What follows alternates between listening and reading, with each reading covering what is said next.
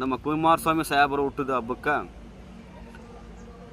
ಸ್ಕೂಲ್ಗಳಲ್ಲಿ ವಿದ್ಯಾರ್ಥಿಗಳಿಗೆ books, pen, bag ಮುಂತಾದವನ್ನ ವಿತರಣೆ ಮಾಡ್ತಾಯಿದ್ವಿ ನಾವು. ಹಂಗೆ ಈಗಲೂ ಮುಂದುವರಿಸ್ಕೊಂಡು ಬರ್ತಿದ್ವು. ಈ ವರ್ಷ ಮಾಡಲಿಲ್ಲ, ಕ್ಷಮಿಸಿ. ನಾನಿವಾಗ ನಿಮ್ಮ ಹತ್ರ ಒಂದು ಮನವಿ ಸರ್. ಅಪ್ಪು ವೃದ್ಧಾಶ್ರಮ ಮಾಡ್ತಾ ಇರೋದ್ರಿಂದ ತಾವು ಪುನೀತ್ ರಾಜ್ಕುಮಾರ್ ಬಗ್ಗೆ ಮಾತಾಡ್ತೀರಾ. ದೇವತಾ ಮನುಷ್ಯ ಅವರು.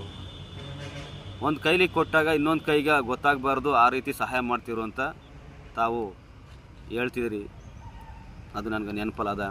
ತಾವು ನನಗೆ ವೃದ್ಧಾಶ್ರಮಕ್ಕೆ ಹಳ ಸೀಟು, ಕಿಟಕಿ, ಬಾಗಿಲು ಇವು ಮೈಸೂರು ಗುಜ್ರಲ್ಲಿ ಸಿಗ್ತಾವೆ ಸರ್. ದಯವಿಟ್ಟು ಅವನ್ನ ಕೊಡಿಸ್ಕೊಡ್ಬೇಕು ಅಂತ ನಾನು ಈ ಮೂಲಕ ಮನವಿ ಮಾಡ್ತಾಯಿದ್ದೀನಿ.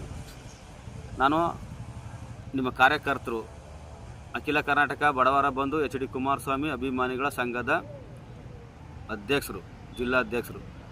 ಅದರಿಂದ ಮನವಿ ಮಾಡ್ತಾಯಿದ್ದೀನಿ, ತಾವುಗಳು ನನಗೆ ಈ ವಿಡಿಯೋ